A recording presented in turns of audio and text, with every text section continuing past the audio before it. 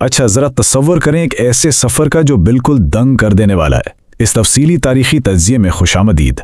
आज हम तारीख़ के एक ऐसे हैरान कुन सफ़र पर निकल रहे हैं जो महज गुज़रे वक्त का कोई किस्सा नहीं, बल्कि एक ऐसी शख्सियत की दास्तान है जिन्होंने नामुमकिन को वाकई मुमकिन कर दिखाया। चलें बग़ैर किसी ताख़ीर के इस तज्ज़िये का सीधा आगाज़ करते हैं और देखते हैं कि कैसे एक गैर मामूली जिद्दोजहद ने तारीख़ के धारे का रुख ही मोड़ दिया।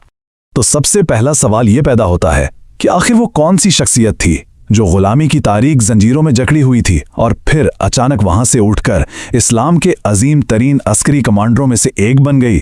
सोचने की बात है ना। गुलामी के अंधेरों से निकलकर सिपा सालार बनने का ये सफ़र आमतौर पर तो बिल्कुल नामुमकिन सा लगता है, लेकिन यहाँ एक ऐसी हकीकत मौजूद है जो हर रिवायती तसव्वुर को पलट कर रख देती है। चलें मिलकर इस राज से पर्दा उठाते हैं और देखते हैं कि यह अजीम शख्सियत दरअसल कौन थी। जी हाँ, ये अजीम नाम है हज़रत ज़ैद बिन हारिसा का। अब इनकी इस शानदार अस्करी हैसियत के साथ साथ एक बहुत ही गहरा जज्बाती पहलू भी जुड़ा हुआ है, और वो बेपनाह मोहब्बत और एहतराम जो उन्हें नबी करीम सल्लल्लाहु अलैहि वसल्लम की जानिब से हासिल था।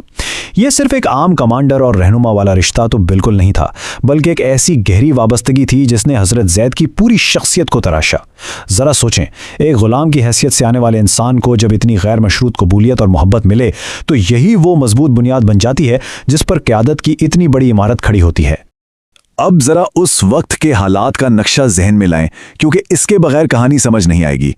एक तरफ इब्तिदाई मदीना का वो माशरा है जहां इस्लाम बहुत तेजी से और बिल्कुल पुरअमन तरीके से फैल रहा था। लोग जोक दर जोक इस नए दीन का हिस्सा बन रहे थे। लेकिन दूसरी तरफ हालात कुछ और ही थे। मक्का के कुफ्फार की तरफ से मुसलसल साजिशें और ख़तरात बढ़ते जा रहे थे। वो किसी सूरत इस अमन को बर्दाश्त करने के लिए तैयार नहीं थे। तो ये वो बुनियादी कशमकश थी जिसने एक नए और पुरअमन मुआशरे को मजबूर किया कि वो हर कीमत पर अपने दिफा की फ़िक्र करे। और इसी शदीद ज़रूरत के तहत एक नई हिकमत अमली सामने आई जिसे तारीख़ में सरिया कहा जाता है। सरिया दरअसल वो स्ट्रेटेजिक मुहिम होती थी जो नबी करीम सल्लल्लाहु अलैहि वसल्लम की तरफ से दुश्मन की साजिशों को वक्त से पहले नाकाम बनाने और मदीना की हिफाजत के लिए भेजी जाती थीं। ये बात याद रखना बहुत ज़रूरी है कि ये कोई जारहाना हमले नहीं थे, बल्कि रियासत की बका के लिए उठाए गए खालिस दिफाई कदम थे। और सबसे अहम बात, ऐसी ही एक इंतहाई हसास मुहिम की क़यादत के लिए हज़रत ज़ैद बिन हारिसा को चुना गया।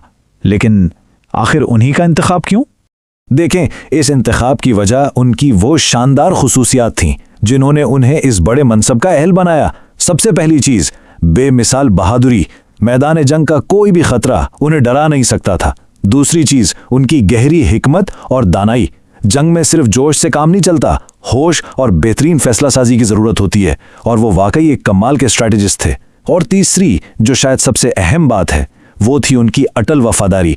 नबी करीम सल्लल्लाहु अलैहि वसल्लम उन पर गैर मुतज़लज़िल एतमाद फरमाते थे, और सच पूछें तो यही वो चीज़ें हैं जो किसी को एक अजीम कमांडर बनाती हैं। तो इस खास मुहिम का असल हदफ क्या था? मकसद बिल्कुल साफ और डोक टोक था, अपने अकीदे का दिफा करना और दुश्मन की उन खतरनाक साजिशों को जड़ से उखाड़ फेंकना जो मदीना का अमन व तबाह करने वाली थीं। ये वाकई कोई मामूली जिम्मेदारी नहीं थी, इसमें पूरी कौम की बका का मसला था, और हज़रत ज़ैद ने इस भारी जिम्मेदारी को अपने अव्वलीन फ़र्ज़ के तौर पर कबूल किया। उन्हें अच्छी तरह अंदाज़ा था कि यह महज एक फ़ौजी ड्यूटी नहीं, बल्कि एक ऐसा कौमी और दीनी फरीज़ा है जिस पर आने वाली नस्लों का दारोमदार है।